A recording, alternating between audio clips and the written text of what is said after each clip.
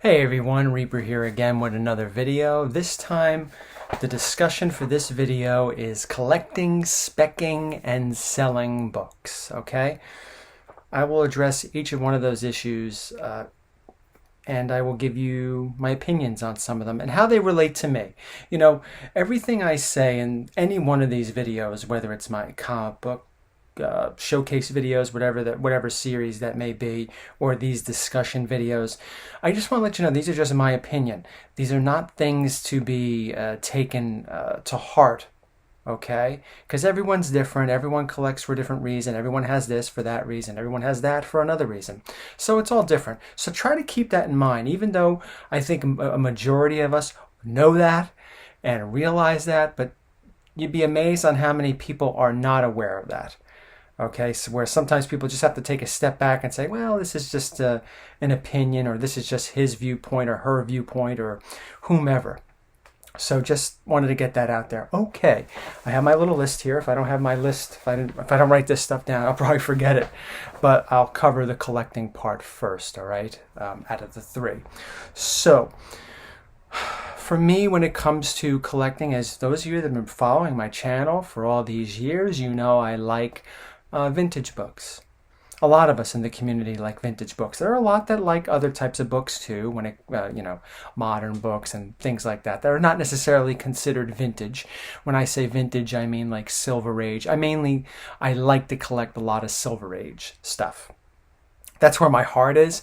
I do collect golden every now and then, as you know. I still try to get some EC books from time to time, upgrade some EC books from time to time whenever I'm able to. But I wouldn't say I'm focused heavily on golden age books. I also like to collect Bronze Age. I would say that's the second biggest part of my collection. We have the Silver Age and then we have the Bronze Age. I like the Bronze Age. I like the Silver Age a little bit better. But Bronze Age has a lot of great stuff, a lot of great artists, a lot of great books, all of that. In both major companies. When I say major, Marvel, DC, yes, I know Image is the third biggest one, but Image wasn't around in the Bronze Age. So they are more of the modern stuff, and I'm going to get to them too.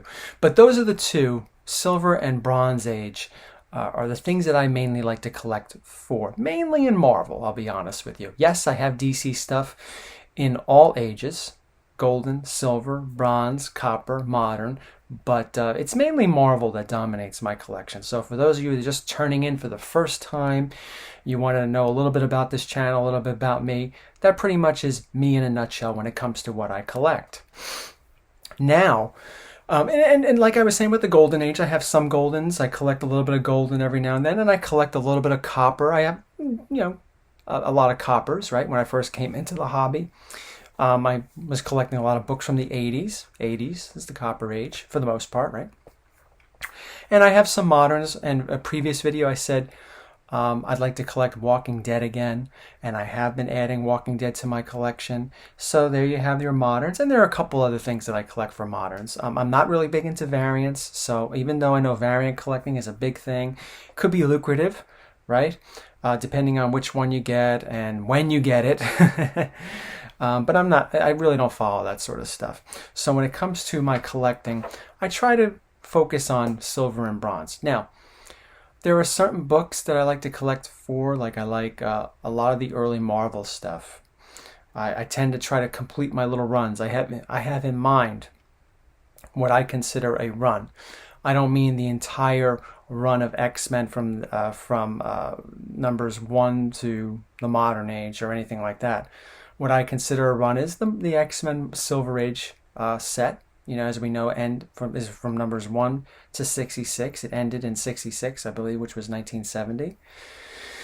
And I'm also trying to get some Spider-Mans. I don't want the entire Silver Age Spider-Man collection, although some people consider that a run, and I can understand that. Silver Age Spider-Man, you can never go wrong. Bronze Age Spider-Man, for the most part, is pretty good too.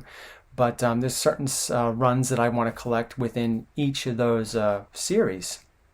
But that's what I'm focusing on now. That's what I've been focusing on for many, many years. Trying to fill in some gaps and trying to upgrade some old books that I've had over the years, or I've purchased within the last 5 years, and saying to myself, maybe I could do a little bit better, where previously I thought I could not. or didn't care to. Now, for whatever reason, I decided that I care to upgrade these things, or I am able to upgrade these things, whatever it is. So that's mainly what I focus on when it comes to collecting. I love my Marvel Silvers. I'm working on several, but the one that I've been recently making a lot of advancement in when it comes to completing the entire set is the X-Men collection. That the entire Silver Age X-Men collection is definitely something that I will finish. And I think at this point, I'm about 10 issues away. At the recording of this video, I record videos in advance for most of the time, and usually I film videos back to back because I don't really have too much time to make videos, but I want to make sure I have enough ready for every week. Try to release one video every week, and then occasionally I'll release one on Saturday, but most of my videos come out on Tuesday nights into Wednesdays. So point is, I try to film many videos in advance, and sometimes when they come out, it's usually months after I filmed them. So what I say in these videos now, I'm 10 away from completing my X-Men collection. Well, you might not see this video for another 2 months. I may be 5 away. So that's some of the things that might change from video to video. When it comes back to moderns, do I collect anything regularly?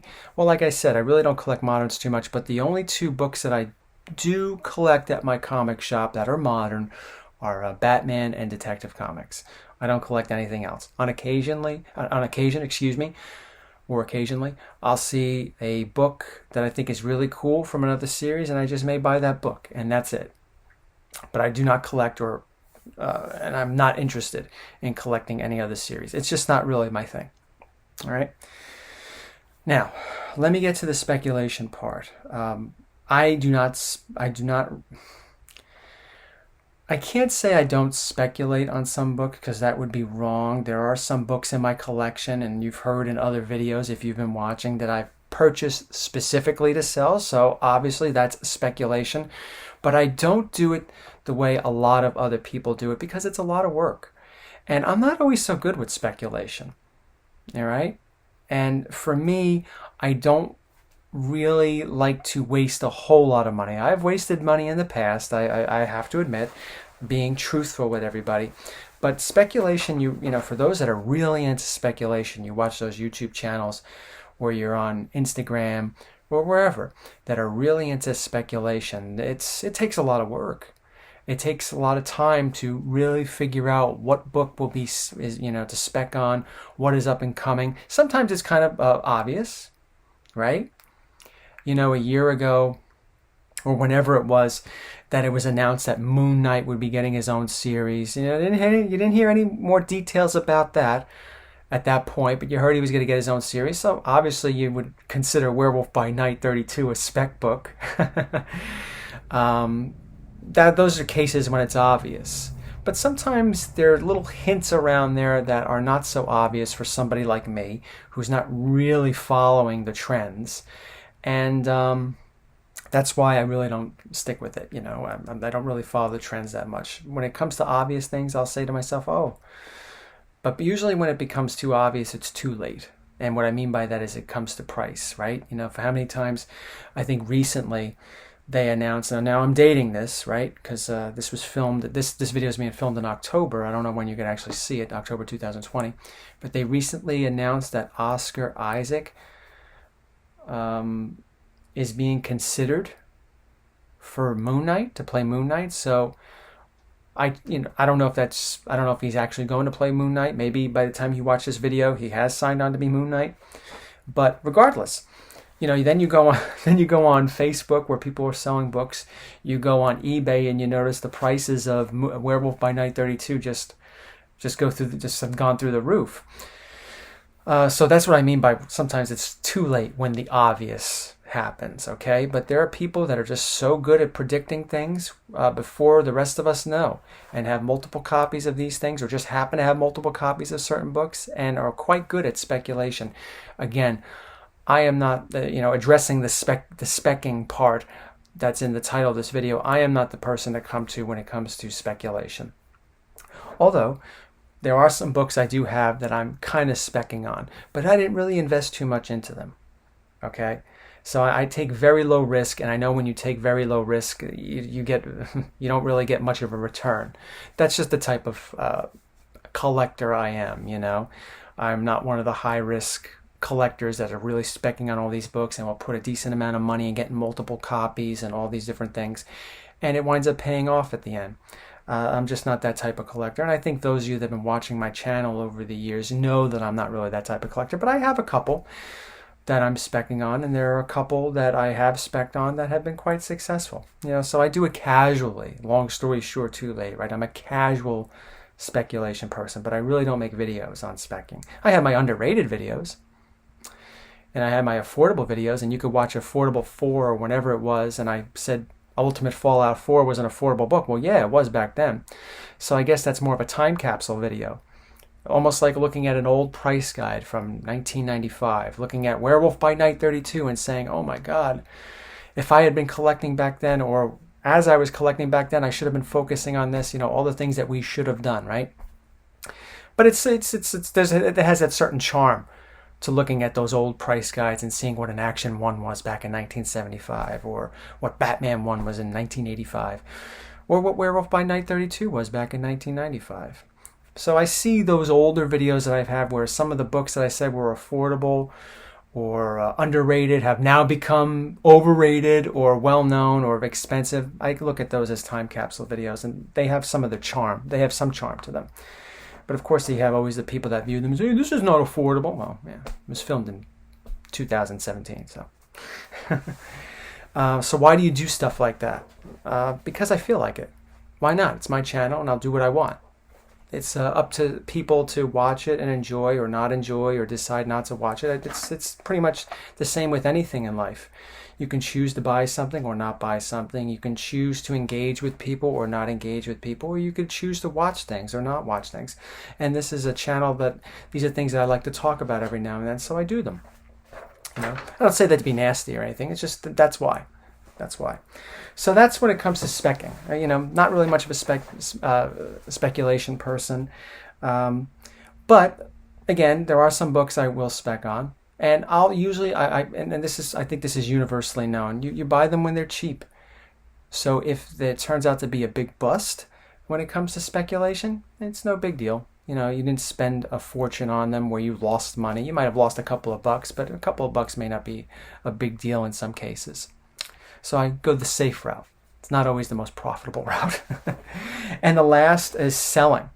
Well, I think that has a lot to do with some of the things I just said when it comes to speculation, right? A lot of times I'll sell books to buy better books. Sometimes I'll sell a book knowing that, well, you know, maybe I could get this book back another time, like I did with my Walking Dead collection. I made a video about Walking Dead. I sold my Walking Dead collection at the right time, because shortly after I sold them, maybe within 6 months, a year later, the Walking Dead books started to take I don't want to say a nosedive, but they started to go down in value. They weren't as coveted. Well, maybe coveted, that's a wrong word, because people could still covet something that they really, really like, but they weren't as valuable, let's just say. Okay? So I sold them at the right time, but I liked them. And I said to myself, you know, one day I could bring these back, and I could probably get better condition on the books, and maybe even get them cheaper. And that's exactly right. That's what I'm doing right now. I'm bringing in some Walking Dead books. Most of the ones that I was able to accumulate are better grades than the ones I had previously, and I spent a whole lot less on them. So that's what I do when it comes to selling. I try to sell things that I think I could get the most profit on right now, with the idea that maybe I could revisit this book in the future. Or there are some books that I just don't want anymore. I really just don't want them taking up space. Space has become an issue. I think space is an issue for a lot of us that collect things, whether they're action figures or video games. You see a whole bunch of video games. I'm saying to myself, what am I going to do with all this stuff? And people say, well, sell them. Well, sometimes I do. And that's why I'm talking about it right now. But when it comes to the actual main collection that I have, and people say, well, are you going to hold on to these books forever? No, I'm not. You know, I don't think it's fair, and I've discussed this before, for my family to one day decide, what they're going to do with these things if I should suddenly depart. I mean, that could happen. You can't predict what happens, right? We don't have a crystal ball. But no, I don't plan to have all these books till my expiration date. Let's just put it that way. Whether that's hopefully many, many years from now. But no, I hope to.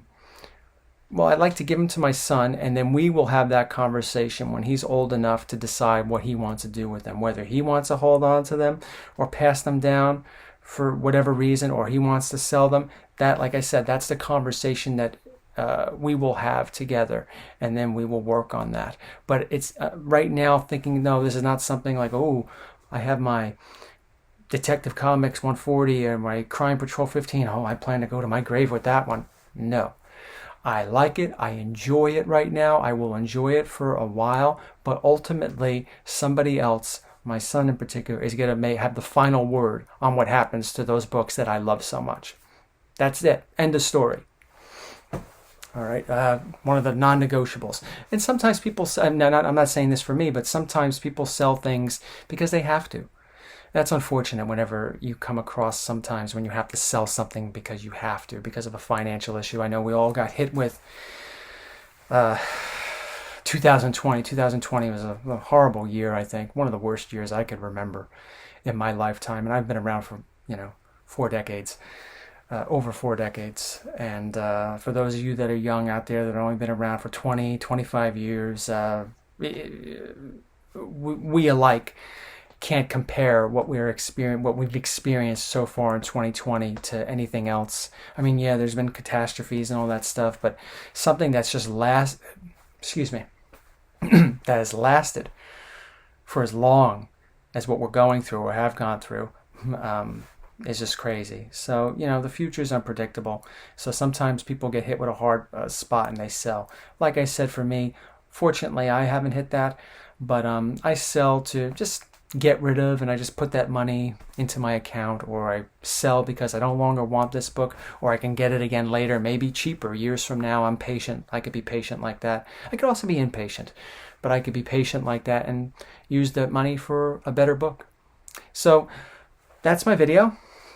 I'd be interested in hearing how you feel about some of these things. Are you like more of a speculator?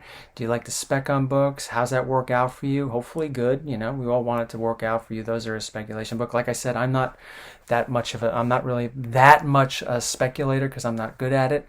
But that's why I take very low risk, okay? Because I don't really want to lose money. Sometimes I've missed a couple of boats that I shouldn't have missed, and I knew about it, but not many.